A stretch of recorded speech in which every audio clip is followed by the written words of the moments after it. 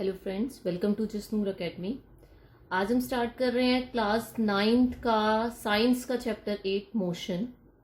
ये हमारा साइंस का फर्स्ट चैप्टर होगा आपके साथ। तो अगर आपको वीडियो अच्छी लगती है तो प्लीज़ वीडियो को लाइक कीजिएगा और हमारे साथ आगे और साइंस के चैप्टर्स को डिस्कस करने के लिए आप प्लीज़ हमारे चैनल जिस्नूर एकेडमी को सब्सक्राइब कीजिएगा।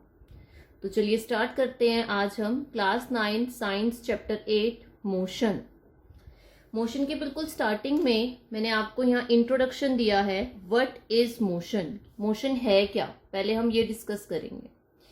डिफाइन अगर आपको मोशन को करना है तो आप मोशन को कैसे डिफाइन कर सकते हैं? When an object change its position with time, जब कोई भी ऑब्जेक्ट टाइम के साथ एक पर्टिकुलर टाइम पीरियड के अंदर अपनी पोजीशन को चेंज करता है, एग्जैक्टली वो जहां होता है वहां से मूव करके वो किसी दूसरी पोजीशन तक चला जाता है, तो उसे हम मोशन कहते हैं। लाइक अगर आप एग्जांपल्स देखना चाहें तो हम इसमें एग्जांपल्स में क्या देख सकते हैं? Moving car. जैसे एक मूविंग कार है, एक चलती हुई कार है जो एक जगह से मूव करके दूसरे प्लेस पर पहुंच गई, तो क्योंकि उसने एक पर्टिकुलर टाइम पीरियड में अपनी पोजीशन को चेंज कर लिया, एग्जैक्टली जहां थी वहां से मूव करके दूसरी जगह चली गई, तो हम क्या कहते हैं कि मोशन हुआ है। मूविंग कार के साथ साथ आप एक और एग्जांपल भी देख सकते हैं, फ्लाइंग बर्ड्स।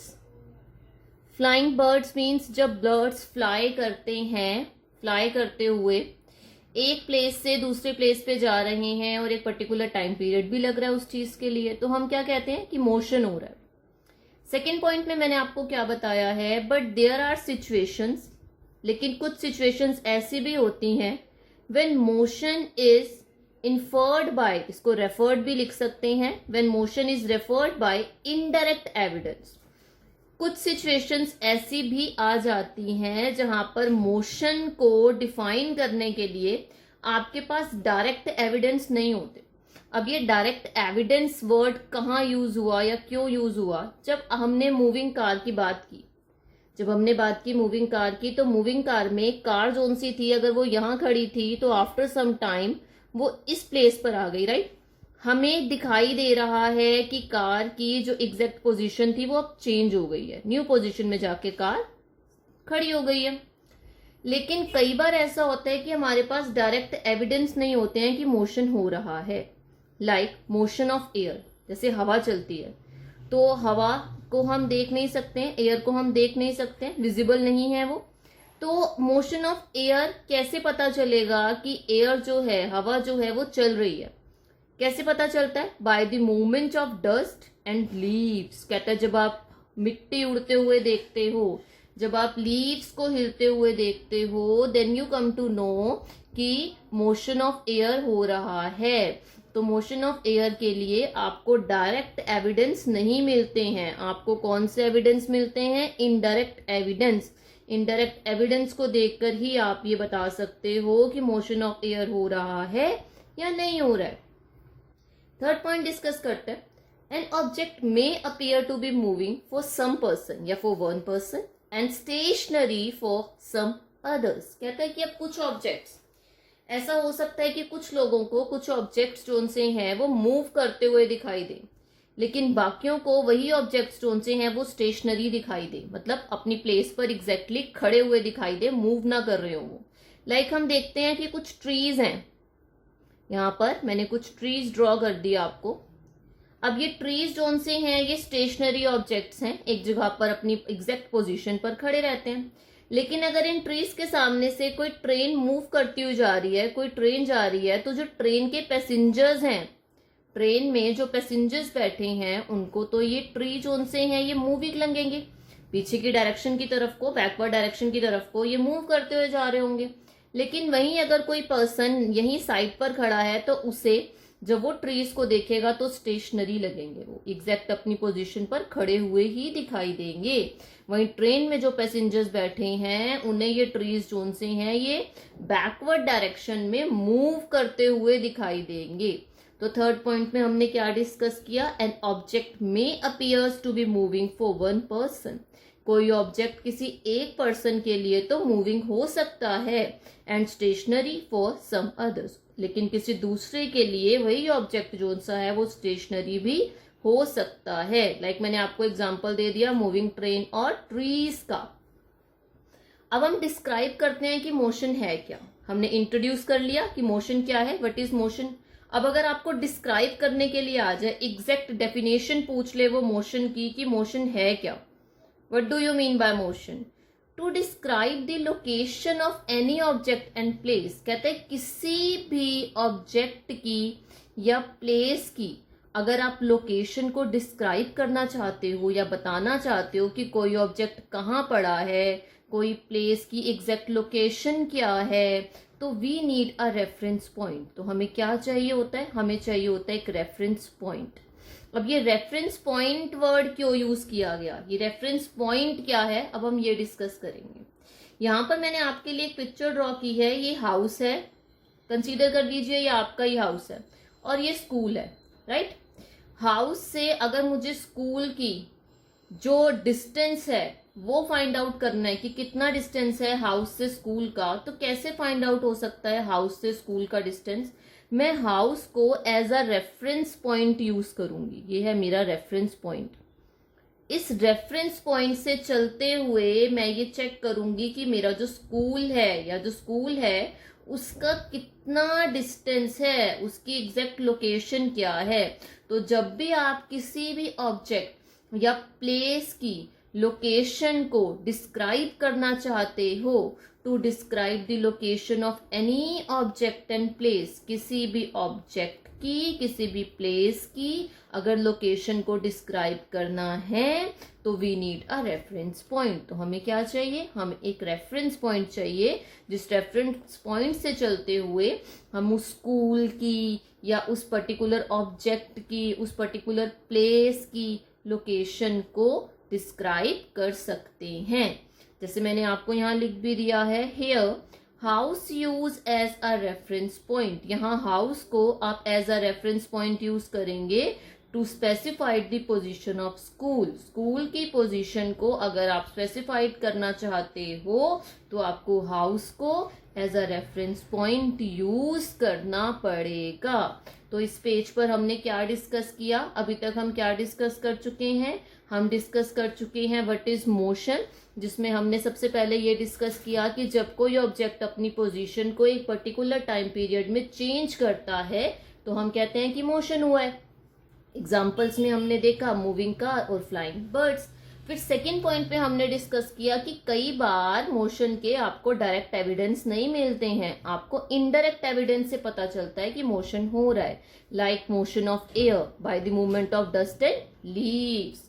थर्ड पॉइंट पे हमने क्या डिस्कस किया? An object may appear to be moving for one person. कोई ऑब्जेक्ट किसी एक पर्सन को तो मूव करता हुआ लगेगा लेकिन स्टेशनरी फॉर सम अदर, लेकिन वहीं किसी दूसरे पर्सन को वो ऑब्जेक्ट जो सा है वो स्टेशनरी भी लग सकता है। लाइक हमने एग्जांपल में लिया एक ट्रेन और ट्रीज। ट्रेन में बैठे हुए पैसेंजर्स के लिए जो ट्रीज हैं वो बैकवर्ड डायरेक्शन को मूव कर रहे हैं। जब ट्रेन इस तरफ जा रही है तो ट्रीज आपको इस तरफ को जाते हुए दिखाई देंगे, और वहीं जो पर्सन बाहर खड़ा हुआ है, ट्रेन से बाहर कहीं खड़ा है और वो ट्रीज को देख रहा है तो उसे वो ट्रीज कैसे लगेंगे? स्टेशनरी। फिर हमने डिस्क्राइब किया मोशन को। इसमें हम सबसे पहले डिस्कस कर रहे हैं रेफरेंस पॉइंट के बारे में कि अगर आपको किसी भी ऑब्जेक्ट की किसी भी प्लेस की लोकेशन को डिस्क्राइब करना है तो आपको उसके लिए एक रेफरेंस पॉइंट चाहिए ही चाहिए। जहां पर यहाँ पर जो ये हमने पिक्चर ड्रॉ की है, यहाँ हाउस एक रेफरेंस पॉइंट है और इसे किसके लिए यूज किया जा रहा है? पोजीशन ऑफ स्कूल को स्पेसिफाइड करने के लिए। इसे फटाफट से नोट कर लीजिए, फिर आगे डिस्कस करते हैं। चलिए अब स्टार्ट करते हैं। Motion along a straight line. यहां पर मैंने आपके लिए एक स्ट्रेट लाइन ड्रॉ की है, जहां पर मैंने नीचे ये जो नंबर्स लिखे हैं ये किलोमीटर्स को रिप्रेजेंट कर रहे हैं, like 5 kilometres, 10 kilometres, 15 kilometres, 20 kilometre, 25, 30, 35 and so on. ये एक आपके लिए ये जो नंबर लाइन है ये रिप्रेजेंट कर रही है किसी पर्टिकुलर डिस्टेंस को, और कोई ऑब्जेक्ट है जो इस डिस्टेंस पे ट्रेवल करता हुआ जा रहा है, या कोई पर्सन है, कोई ट्रेन है, कोई कार है जो कि इस डिस्टेंस पे ट्रेवल करते हुए जा रही है। ओ से सी तक ट्रेवल किया जाता है, फिर सी से बी पे जाया जाता है, फिर बी से ए पे जाया जाता है, ए पॉइंट पे जाया जाता है, फिर ए से वापस बी पॉइंट पे आया जाता है, और फिर बी से वापस सी पॉइंट पे आया जाता है।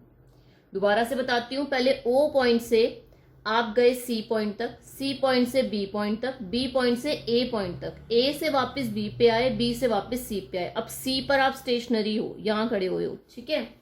अब आपने टोटल कितना डिस्टेंस ट्रेवल किया, या total path travelled by the object क्या हो गया, ओ सी, पहले ओ सी प्लस बी सी या C B plus B A, then A B plus B C, ये हो गया आपका total path travelled by the object. तो अगर हम ओ सी, सी बी और बी ए की बात करें तो इसको हम टोटल ओ ए लिख सकते हैं। This plus this is equal to what, this. तो हमने इन तीनों को जो ऐड करके लिखा था ना, उसकी जगह ओ ए लिख दिया।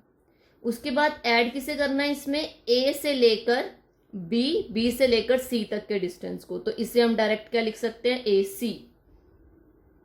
अगर हम बात करें ओ से ए तक का डिस्टेंस, तो ओ से ए तक कितने किलोमीटर्स हैं, 60 किलोमीटर्स लिख दिया। ए से सी तक कितने किलोमीटर्स हैं, ये 60 है, ये 25 है। अगर आप इसे मेजर करेंगे तो आपका 35 किलोमीटर्स आएगा। सी टू ए या ए टू सी, कुछ भी कंसीडर कर सकते हैं। इन दोनों को ऐड किया तो टोटल डिस्टेंस या total path travelled by the object is equal to what, 95 kilometres. Total 95 kilometres का पाथ ट्रेवल किया है जो भी ऑब्जेक्ट था उसने। आगे देखते हैं, to describe distance we use only numerical values. कहते हैं कि अगर आपको किसी भी ऑब्जेक्ट ने कितना डिस्टेंस ट्रेवल किया, इस चीज को डिस्क्राइब करना है आपने कि कोई भी ऑब्जेक्ट कितना डिस्टेंस ट्रेवल कर चुका है, तो हम सिर्फ क्या यूज करते हैं, हम यूज करते हैं नंबरिकल वैल्यूज। नंबरिकल वैल्यूज ही है ना ये, हमने 60 में 35 प्लस करके पता लगा लिया कितना डिस्टेंस ट्रेवल किया है, बट नॉट डायरेक्शन। यहाँ डायरेक्शन इंपॉर्टेंट नहीं है, यहाँ सिर्फ क्या इंपॉर्टेंट है, यहाँ इंपॉर्टेंट है नंबरिकल वैल्यू। जब भी आपको किसी भी ऑब्जेक्ट ने कितना टोटल डिस्टेंस ट्रेवल किया ये फाइंड आउट करना है, तो आप सिर्फ नंबरिकल वैल्यूज देखेंगे। आप डायरेक्शन उतनी मैटर नहीं करती, या डायरेक्शन मैटर ही नहीं करती, सिर्फ क्या मैटर करता है, numerical value. This numerical value of a physical quantity is its magnitude. ये बहुत इंपॉर्टेंट वर्ड है। मैग्नीट्यूड है क्या, जब किसी भी ऑब्जेक्ट ने कोई डिस्टेंस ट्रेवल किया, उस डिस्टेंस को डिस्क्राइब करने के लिए आपने जो नंबरिकल वैल्यूज यूज की ना, वो नंबरिकल वैल्यूज ही मैग्नीट्यूड होती है।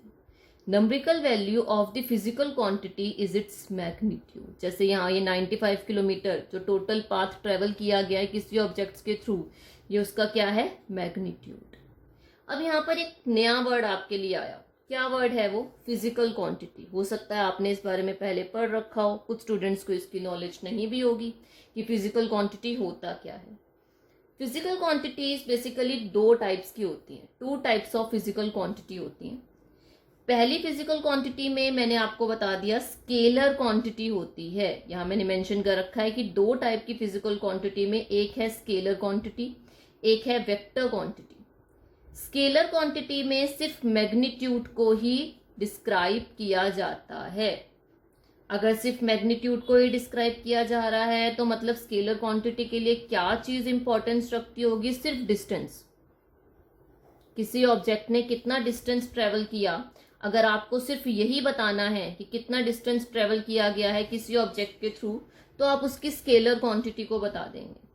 Like length of a pencil, अगर हम किसी पेंसिल की लेंथ की बात करते हैं, अगर ये पेंसिल है, अगर मुझे सिर्फ इसकी लेंथ निकालनी है तो मैं स्केलर क्वांटिटी पर इसकी लेंथ निकाल सकती हूँ। क्यों, क्योंकि डायरेक्शन मेरे लिए मैटर नहीं करेगी। यहाँ पर मुझे सिर्फ नंबरिकल वैल्यूज में इसकी लेंथ निकालनी है तो मैं स्केलर क्वांटिटी पर इसकी लेंथ निकाल दूंगी। वहीं जब हम वेक्टर क्वांटिटी की बात करते हैं तो वेक्टर क्वांटिटी में हम मैग्नीट्यूड के साथ साथ डायरेक्शन को भी डिस्कस करते हैं। डायरेक्शन भी इंपॉर्टेंस रखती है वेक्टर क्वांटिटी के अंदर।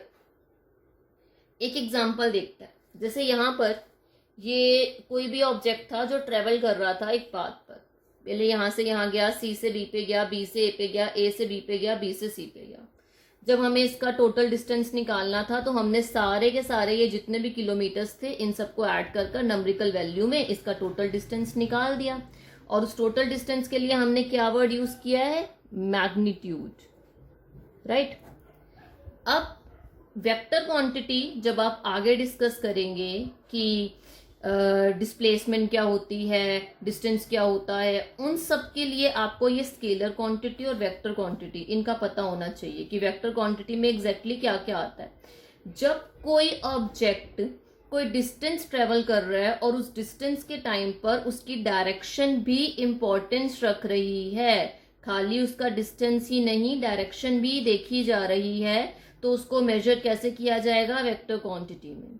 और वहीं जब कोई ऑब्जेक्ट की हम सिर्फ मैग्नीट्यूड को ही डिस्क्राइब कर रहे हैं तो उसे डिस्क्राइब किया जाएगा स्केलर क्वांटिटी में। Like length of a pencil, pencil की लेंथ को आप स्केलर क्वांटिटी में मेजर करते हो। और अगर वेक्टर क्वांटिटी का आप एग्जांपल चाहते हो तो आगे हम डिस्प्लेसमेंट पढ़ने वाले हैं। डिस्प्लेसमेंट किसी भी ऑब्जेक्ट की वेक्टर क्वांटिटी में मेजर की जाती है। इसे नोट कर लीजिए, फिर आगे डिस्कस करते हैं।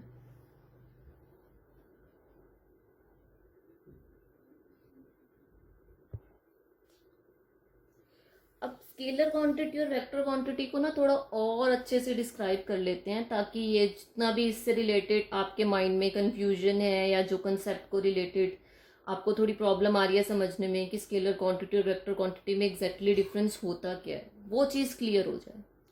हमने अभी पढ़ा कि स्केलर क्वांटिटी में हम कंप्लीटली क्या डिस्क्राइब करते हैं? सिर्फ मैग्नीट्यूड, यानी सिर्फ क्या डिस्क्राइब किया जाएगा?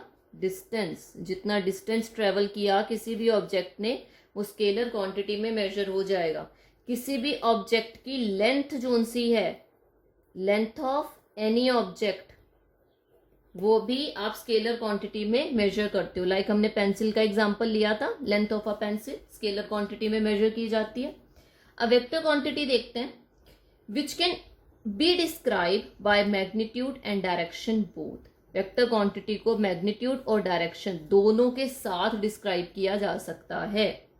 डायरेक्शन ऑफ फोर्स बहुत इंपॉर्टेंट रोल प्ले करता है वेक्टर क्वांटिटी में। अब ये डायरेक्शन ऑफ फोर्स क्या है?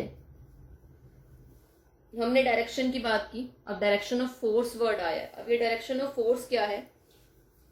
मैंने आपको यहां पर एक एग्जांपल दिया है। ये सेंटर में एक बॉक्स बना हुआ है, ठीक है।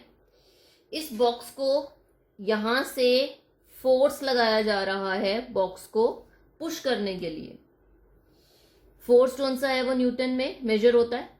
एक फोर्स लग रहा है 5 न्यूटन का और दूसरा फोर्स लग रहा है 10 न्यूटन का। ये 5 न्यूटन का फोर्स है और 10 न्यूटन का फोर्स है। दोनों फोर्स किस डायरेक्शन में लग रहे हैं?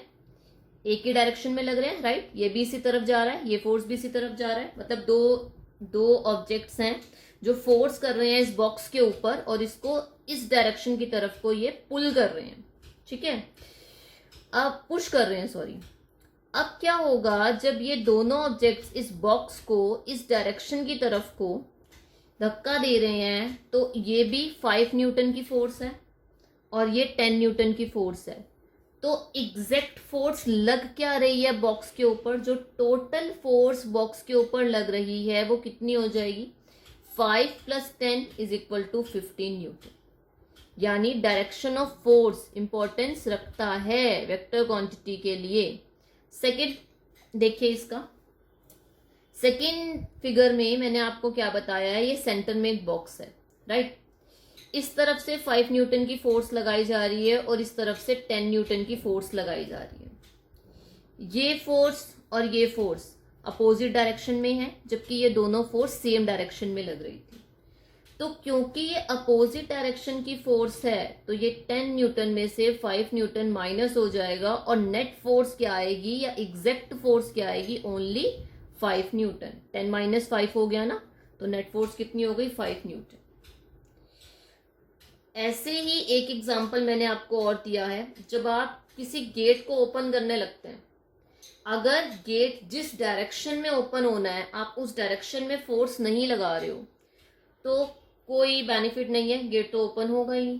तो किसी गेट को ओपन करने के लिए फोर्स का सही डायरेक्शन में लगना बहुत जरूरी है। अगर आप बैकवर्ड डायरेक्शन में या गलत डायरेक्शन में फोर्स लगा रहे हो, जिस साइड से क्लोज होना है उस साइड से फोर्स लगा के कोशिश कर रहे हो कि वो ओपन हो जाए, तो वो ओपन नहीं हो पाएगा। तो वेक्टर क्वांटिटी को मेजर करने के लिए डायरेक्शन और मैग्नीट्यूड दोनों जरूरी होते हैं। और डायरेक्शन ऑफ फोर्स मैंने आपको बहुत अच्छे से एक्सप्लेन कर दिया, एक बॉक्स का एग्जांपल देकर और एक जर्नल से एग्जांपल जो आपके घर में गेट्स होते हैं उनका देकर, कि गेट्स को ओपन करने के लिए आपको सही डायरेक्शन में फोर्स लगानी पड़ेगी, तभी गेट ओपन होगा, अदरवाइज वो ओपन नहीं होगा। तो सिर्फ मैग्नीट्यूड से वेक्टर क्वांटिटी को मेजर नहीं कर सकते हैं। वेक्टर क्वांटिटी जो सी है उसके लिए मैग्नीट्यूड और डायरेक्शन, वेक्टर क्वांटिटी को मैग्नीट्यूड और डायरेक्शन दोनों से डिस्क्राइब किया जाता है। और वेक्टर क्वांटिटी में डायरेक्शन ऑफ फोर्स बहुत इंपॉर्टेंस रखती है। इसे नोट कर लीजिए, फिर आगे डिस्कस करते हैं। चलिए अब हम पढ़ते हैं difference between distance and displacement.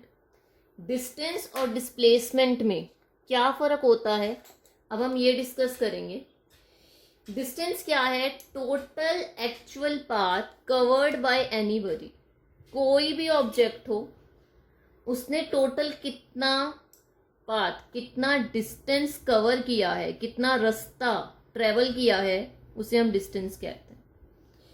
और क्योंकि डिस्टेंस में सिर्फ मैग्नीट्यूड की ही इंपॉर्टेंस है, इसीलिए डिस्टेंस के लिए हम स्केलर क्वांटिटी में डिस्टेंस को मेजर करते हैं। वहीं डिस्प्लेसमेंट की अगर हम बात करें तो डिस्प्लेसमेंट क्या है? The shortest path between initial and final position. अब ये इनिशियल और फाइनल पोजीशन क्या है, ये हम इस डायग्राम से डिस्कस करेंगे या अच्छे से क्लियर करेंगे कि क्या होती है इनिशियल और फाइनल पोजीशन किसी भी ऑब्जेक्ट की। और डिस्प्लेसमेंट में क्योंकि डिस्टेंस और डायरेक्शन दोनों की इंपॉर्टेंस होती है, डिस्टेंस भी जरूरी है और डायरेक्शन भी जरूरी है, तो इसीलिए डिस्प्लेसमेंट को वेक्टर क्वांटिटी में मेजर किया जाता है। वेक्टर क्वांटिटी में इसे डिफाइन किया जाता है। यहाँ मैंने आपको एक बुक की पिक्चर बना के दी है, रफ फिगर है बुक की, और इस बुक की मेजरमेंट दे दी 7, 10, 7, 10। 7, 7 है, ये 10, 10 है, ठीक है। अब अगर मुझे यहां से कोई भी ऑब्जेक्ट ले लेते हैं, मैं पेंसिल से एक लाइन ड्रॉ करनी शुरू करती हूँ, तो टोटल कितना डिस्टेंस ट्रेवल कर रही है मेरी वो लाइन, कितना स्पेस कवर कर रही है मेरी वो लाइन, ये देखो। पहले मैंने इसको, अगर मैं इसको A, B, C, D consider कर लूं, तो पहले मैं A से B पर जाती हूँ, फिर मैं B से C पर जाती हूँ, और फिर मैं C से D पे चली जाती हूँ, और यहां जाके मैं रुक गई, ठीक है। A से B पे गई, B से C पे गई, और C से D पे गई, और D पे जाके स्टॉप हो गई। अब अगर मुझे ये फाइंड आउट करना हो कि मैंने टोटल कितना डिस्टेंस ट्रेवल किया A से D तक जाने के लिए, तो मैं क्या करूंगी, मैं पहले A से B कितना है 10 सेंटीमीटर, 10 सेंटीमीटर लूंगी। AB is what? AB is equal to 10 centimetre. फिर मैं BC की मेजरमेंट लूंगी which is equal to what? 7 centimetre. फिर मैं CD की मेजरमेंट लूंगी which is equal to what? 10 centimetre.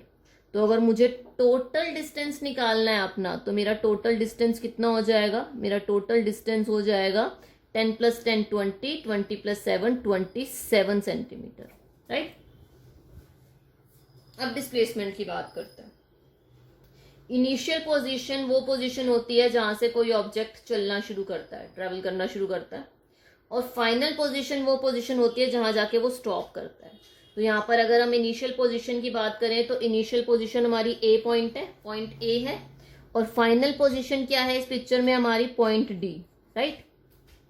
अब डिस्प्लेसमेंट क्या है? शॉर्टेस्ट पाथ, इन दोनों के बीच का सबसे छोटे से छोटा रास्ता, कितने शॉर्टेस्ट तरीके से आप A से D तक पहुंच सकते हो, वही आपकी डिस्प्लेसमेंट होती है। तो डिस्प्लेसमेंट में A से D तक जाने के लिए दो ऑप्शन है मेरे पास, या तो मैं ऐसे जाऊंगी, या मैं ऐसे भी जा सकती हूँ, या मैं ऐसे भी जा सकती हूँ। तो सबसे शॉर्टेस्ट क्या होगा A to D के लिए? Direct A to D which is equal to what? 7 centimetre. तो अगर हम यहाँ डिस्प्लेसमेंट की बात करें तो डिस्प्लेसमेंट कितनी है 7 सेंटीमीटर, और डिस्टेंस की बात करें तो डिस्टेंस कितना है 27 सेंटीमीटर। और क्योंकि डिस्टेंस में हम सिर्फ डिस्टेंस की बात कर रहे थे, मैग्नीट्यूड की बात कर रहे थे, तो ये स्केलर क्वांटिटी है। और डिस्प्लेसमेंट में डिस्टेंस के साथ साथ डायरेक्शन, अगर इस डायरेक्शन से जाती मैं तो बहुत लंबा पड़ता, इस डायरेक्शन से आती तो भी लंबा पड़ता, मैं डायरेक्ट इस डायरेक्शन की तरफ को चली गई तो मुझे सबसे छोटा पड़ा, सबसे शॉर्टेस्ट पथ पड़ा। इसीलिए डिस्प्लेसमेंट में डिस्टेंस और डायरेक्शन दोनों इंपॉर्टेंस रखते हैं, इसीलिए ये वेक्टर क्वांटिटी है। इसे नोट कर लीजिए, फिर आगे डिस्कस करते हैं।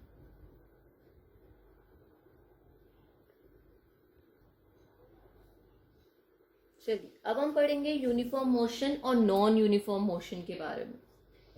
सबसे पहले पढ़ते हैं uniform motion.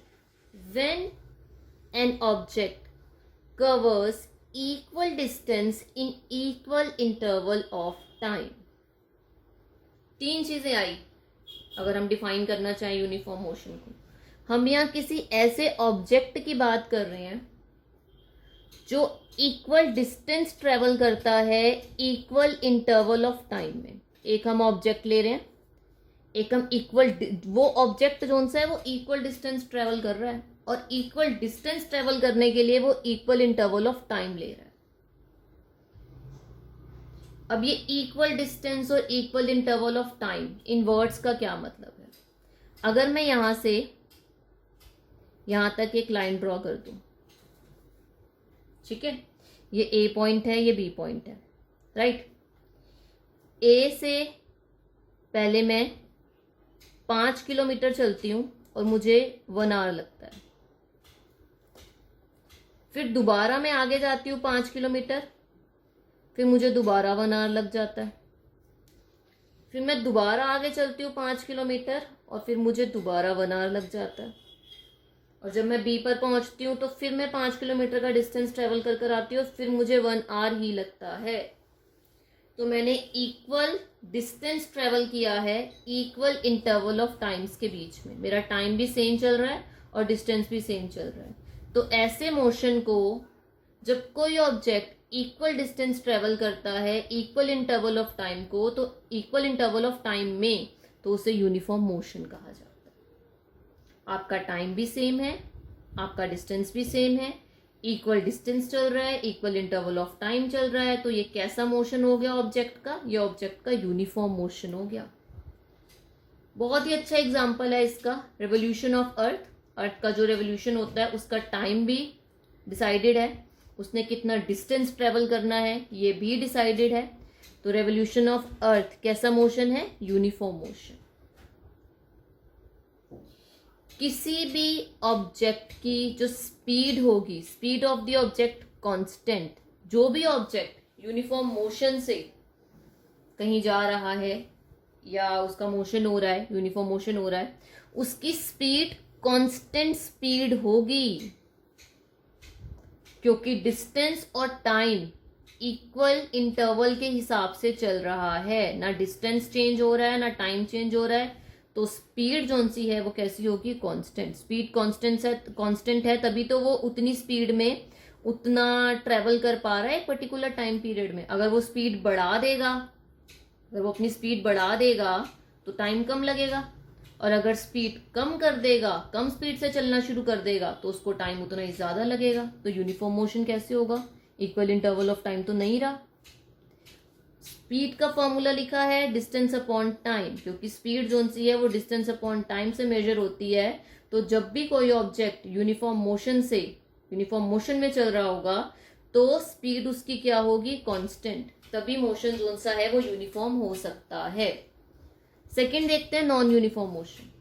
When an object covers unequal distance between equal interval of time. Equal interval of time है, टाइम का इंटरवल तो सेम है, लेकिन डिस्टेंस अनइक्वल हो गया। कभी ज्यादा ट्रेवल करके जा रहा है, कभी कम ट्रेवल कर रहा है उतने ही टाइम में। जैसे यहाँ 1 आवर में 5 किलोमीटर ही ट्रेवल कर रहा था ना, पहले 1 आवर में 5 कर लिया, दूसरे 1 आवर में 10 कर लिया, तीसरे 1 आवर में 3 किलोमीटर ही कर पाया, तो उसका डिस्टेंस अनइक्वल हो गया, लेकिन टाइम का इंटरवल सेम है। उसे हम कहते हैं non uniform motion. Example moving car, कभी कार की स्पीड पर किलोमीटर के हिसाब से कम हो जाएगी, ट्रैफिक आ गया या वैसे कम कर दी स्पीड तो, और अगर स्मूथ है, रोड स्मूथ है, ट्रैफिक नहीं है तो कार की स्पीड बढ़ जाएगी। तो क्योंकि कार की स्पीड चेंज होती जा रही है, कंस्टेंट नहीं है, तो नॉन यूनिफॉर्म मोशन होगा। किसी टाइम में वो ज्यादा डिस्टेंस ट्रेवल कर लेगा, किसी टाइम में वो कम डिस्टेंस ही ट्रेवल कर पाएगा। तो ऐसे मोशन को क्या कहा जाता है? Non uniform motion. Speed of the object not constant, ये हम डिस्कस कर चुके हैं मूविंग कार के एग्जांपल में कि जो स्पीड होगी वो कांस्टेंट नहीं होगी। In non uniform motion velocity change. अब ये वेलोसिटी वर्ड आ गया नया, है ना, इसे डिस्कस करेंगे कि ये वेलोसिटी क्या होती है। ठीक है, क्योंकि वेलोसिटी चेंज होती है नॉन यूनिफॉर्म मोशन में, तो यहां पर तो हम स्पीड निकालने के लिए सिंगल फॉर्मूला यूज कर रहे थे ना, डिस्टेंस अपॉन टाइम। तो क्योंकि वेलोसिटी चेंज होती रहेगी तो इक्वेशन ऑफ मोशंस यूज की जाती हैं नॉन यूनिफॉर्म मोशन के लिए। और ये इक्वेशन ऑफ मोशंस कौन सी हैं, ये आगे चैप्टर में आपको बहुत डिटेल में बहुत अच्छे से समझाई जाएंगी। इसे अभी नोट कर लो, जब हम आगे चैप्टर डिस्कस करेंगे अभी तो इन्हें बहुत अच्छे से समझाया जाएगा कि ये क्या है इक्वेशन ऑफ मोशंस। ठीक है, इतना नोट कर लो, फिर आगे डिस्कस करते हैं।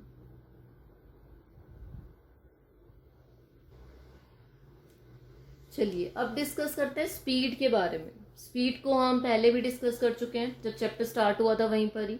एक बार दोबारा से रिवाइज कर लेते हैं।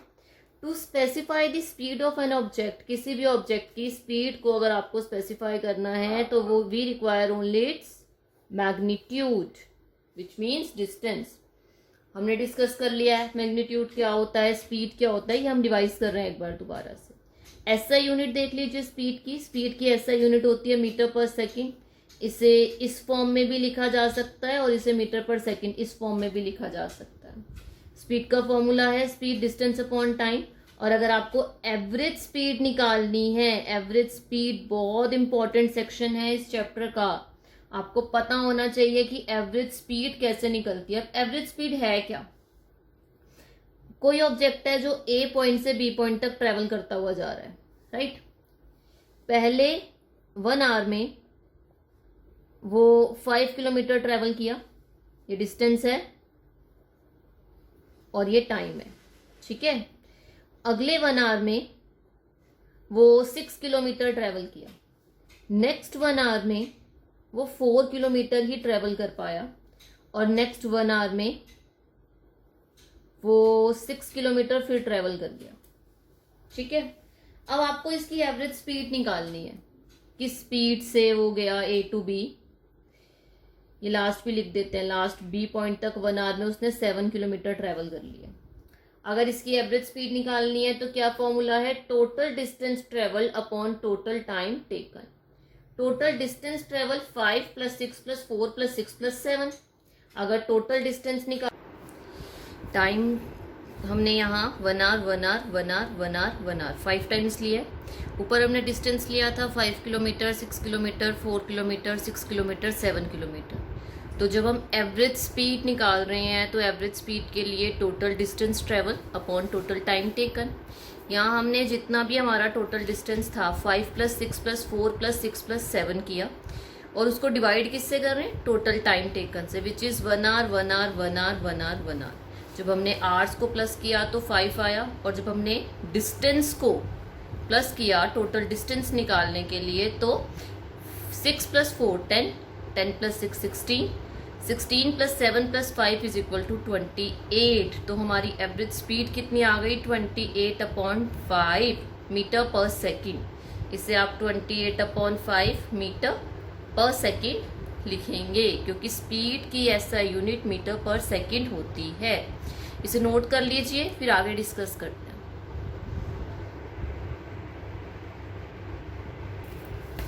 चलिए अब डिस्कस करते हैं वेलोसिटी। वेलोसिटी को आप स्पीड विद डायरेक्शन भी कह सकते हैं। जब आप किसी पर्टिकुलर डायरेक्शन में एक स्पीड के साथ जा रहे हैं तो उसे हम वेलोसिटी कहते हैं। वेलोसिटी स्पीड विद डायरेक्शन, इसमें एक स्पीड भी होगी और डायरेक्शन भी होगा।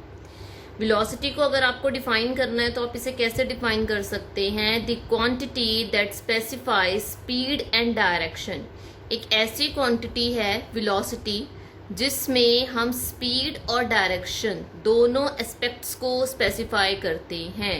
जहाँ हम स्पीड और डायरेक्शन दोनों चीज़ों को साथ लेके चलते हैं, दोनों की इम्पोर्टेंस है, वहाँ हम वेलोसिटी फाइंड आउट करते हैं। तो the quantity that specifies speed and direction both aspects is called velocity.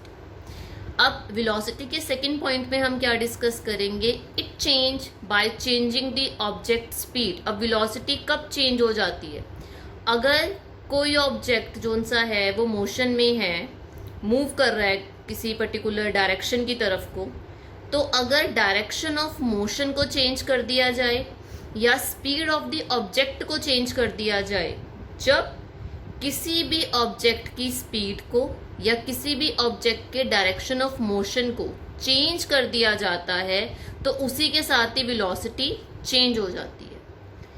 Next हम पढ़ेंगे एवरेज वेलोसिटी के बारे में। एवरेज वेलोसिटी क्या है?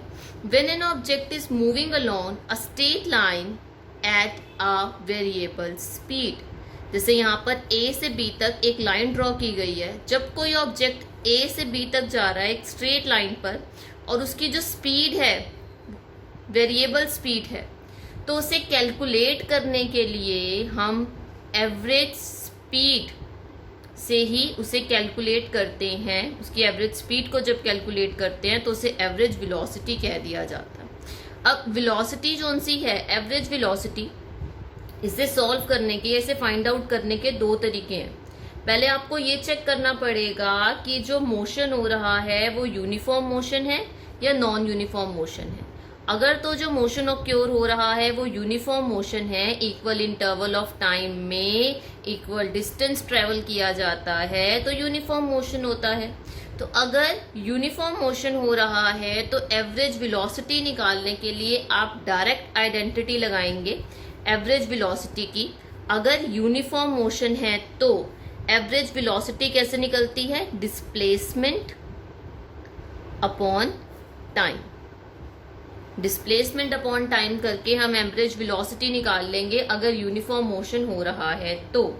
When an object is moving along a straight line, जब कोई ऑब्जेक्ट किसी स्ट्रेट लाइन पर एक वेरिएबल स्पीड के साथ मूव करता हुआ जा रहा है, तो ऐसी वेलोसिटी को कैलकुलेट करने के लिए हम एवरेज वेलोसिटी जब निकालते हैं तो हम डायरेक्ट डिस्प्लेसमेंट अपॉन टाइम लगाकर एवरेज वेलोसिटी निकाल लेते हैं। और ये किस कंडीशन में होगा, जब यूनिफॉर्म मोशन ऑक्योर होगा, जब इक्वल इंटरवल ऑफ टाइम में इक्वल डिस्टेंस ट्रेवल करेगा कोई भी ऑब्जेक्ट। अब नेक्स्ट कंडीशन आती है जब नॉन यूनिफॉर्म मोशन होता है, जब इक्वल इंटरवल ऑफ टाइम में इक्वल डिस्टेंस ट्रेवल नहीं कर रहा, डिस्टेंस जोन सा है वो कभी इंक्रीज हो रहा है कभी डिक्रीज हो रहा है, तो वो नॉन यूनिफॉर्म मोशन हो गया। नॉन यूनिफॉर्म मोशन में velocity of the object change हो जाती है एट अ यूनिफॉर्म रेट, तो यूनिफॉर्म रेट पर वेलोसिटी जोन सी है वो चेंज हो जाती है। तो ऐसी कंडीशन में आप एवरेज वेलोसिटी कैसे निकालेंगे, ठीक है। तो इस पेज पर हमने क्या क्या डिस्कस कर लिया। अभी तक हमने वेलोसिटी में सबसे पहले ये डिस्कस किया कि वेलोसिटी स्पीड विद डायरेक्शन है। वेलोसिटी में दो एस्पेक्ट्स आते हैं, स्पीड और डायरेक्शन। जब किसी भी ऑब्जेक्ट की स्पीड और किसी भी ऑब्जेक्ट की डायरेक्शन ऑफ मोशन चेंज होगी तो उसी के साथ वेलोसिटी भी चेंज हो जाएगी। फिर हमने एवरेज वेलोसिटी के बारे में पढ़ा कि अगर यूनिफॉर्म मोशन हो रहा है तो एवरेज वेलोसिटी निकालने के लिए डिस्प्लेसमेंट अपॉन टाइम कर दो, एवरेज वेलोसिटी आ जाएगी। लेकिन अगर मोशन नॉन यूनिफॉर्म है तो उस कंडीशन में आप एवरेज वेलोसिटी कैसे निकालेंगे ये हम अभी डिस्कस करते हैं। पहले आप इसे नोट कर लीजिए। चलिए अब हम पढ़ते हैं जब नॉन यूनिफॉर्म मोशन हो रहा होगा तो एवरेज वेलोसिटी आप कैसे फाइंड आउट करेंगे। अब हम किस बारे में पढ़ रहे हैं, जब नॉन यूनिफॉर्म मोशन हो तो एवरेज वेलोसिटी कैसे फाइंड आउट होती है। नॉन यूनिफॉर्म मोशन के टाइम पर आपके पास दो वेलोसिटीज होती हैं, एक होती है इनिशियल वेलोसिटी। इनिशियल वेलोसिटी यानी स्टार्टिंग, बिल्कुल स्टार्टिंग फेज पर जो वेलोसिटी थी वो, जिसे हम u से डिफाइन करते हैं। एक होती है फाइनल वेलोसिटी यानी लास्ट वेलोसिटी, जिसे हम v से डिफाइन करते हैं। तो एवरेज वेलोसिटी निकालने के लिए हम आइडेंटिटी लगाते हैं sum of velocity divided by number of velocity, यानी u plus v divided by number of velocity, कितनी वेलोसिटीज हैं 2, तो डिवाइडेड बाय 2 हो गया। तो average velocity is equal to what, initial velocity plus final velocity divided by 2, जब non uniform motion occur हो रहा है उस कंडीशन में। अब हम पढ़ेंगे डिफरेंस बिटवीन स्पीड और वेलोसिटी। स्पीड और वेलोसिटी के बीच में क्या डिफरेंस है। अब अगर स्पीड और वेलोसिटी के डिफरेंस की बात करें तो स्पीड और वेलोसिटी, स्पीड स्केलर क्वांटिटी है क्योंकि इसमें हम सिर्फ क्या मेजर करते हैं, हम सिर्फ डिस्टेंस देखते हैं, किसी ऑब्जेक्ट ने कितना डिस्टेंस ट्रेवल किया है यही देखा जाता है स्केलर क्वांटिटी पर स्पीड में। वहीं वेलोसिटी जो सी है ये वेक्टर क्वांटिटी है क्योंकि इसमें डिस्टेंस और डायरेक्शन दोनों मैटर करती हैं। अब आप देखिए वेलोसिटी निकालने के लिए हम आइडेंटिटी कौन से यूज कर रहे हैं, डिस्प्लेसमेंट अपॉन टाइम ना, velocity is equal to displacement upon time. तो अगर डिस्प्लेसमेंट वेक्टर क्वांटिटी है तो जिसे यूज कर आप वेलोसिटी फाइंड आउट कर रहे हो तो वेलोसिटी भी तो वेक्टर क्वांटिटी ही हो जाएगी। तो velocity is equal to what, displacement upon time. अब अगर एवरेज स्पीड निकालनी है तो एवरेज स्पीड का क्या फॉर्मूला है, total distance covered upon total time taken. और वहीं जब एवरेज वेलोसिटी निकालनी है तो एवरेज वेलोसिटी के लिए sum of velocity divided by number of velocity. तो sum of velocity u plus v divided by number of velocity means 2, average velocity when non uniform motion occurred. तो इसे हम कैसे लिख सकते हैं, स्पीड को v is equal to S upon T, और यहाँ पर एवरेज वेलोसिटी निकालने के लिए v is equal to u plus v upon 2। इसे नोट कर लीजिए फटाफट से। चलिए इन शॉर्ट में देख लेते हैं हमने आज की क्लास में क्या क्या डिस्कस कर लिया। सबसे पहले हमने डिस्कस किया था व्हाट इज मोशन, जहां पर हमने इंट्रोड्यूस किया था मोशन के कंसेप्ट को, जहां पर हमने बात की थी कि कोई ऑब्जेक्ट, कुछ ऑब्जेक्ट्स ऐसे होते हैं जो मूव करते हैं, डायरेक्शन चेंज करते हैं तो हमें पता चल जाता है कि मोशन हो रहा है। कई बार इनडायरेक्ट एविडेंस भी मिलते हैं मोशन के, लाइक एयर का एग्जांपल लिया था। फिर कई बार ऐसी कंडीशन होती है कि कुछ लोगों को कोई ऑब्जेक्ट स्टेशनरी लग सकता है, दूसरे जो पर्सन है या दूसरी जो चीजें हैं उनको वो ऑब्जेक्ट जो है वो मूविंग लग सकता है। फिर हमने मोशन के लिए एक रेफरेंस पॉइंट की भी बात की थी जहां पर स्कूल और हाउस का एग्जाम्पल लिया था हमने।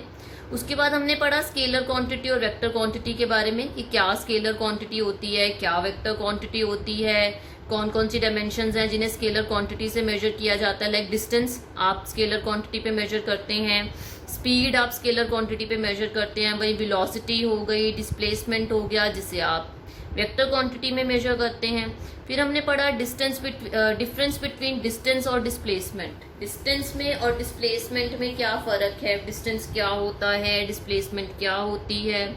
नेक्स्ट पॉइंट में, फोर्थ पॉइंट में हमने डिस्कस किया uniform and non uniform motion के बारे में, किस कंडीशन में यूनिफॉर्म मोशन होता है, किस कंडीशन में नॉन यूनिफॉर्म मोशन होता है।